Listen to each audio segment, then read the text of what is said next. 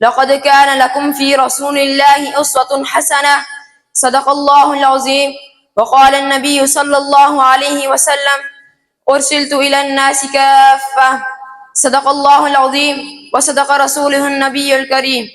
وما أحسن قال الشاعر: محمد المصطفى المختار من ختمت محمد المصطفى المختار من ختمت بمجده مرسل الرحمن للأمم.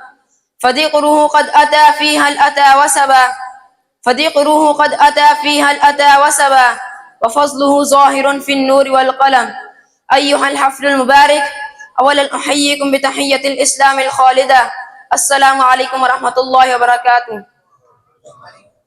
إنه لمن دواعي سرور أن أقدم أمام حضراتكم في هذا الحشد الهائل وأبين لكم عدة كلمات حول الموضوع محمد صلى الله عليه وسلم، المثل الأعلى للإنسانية.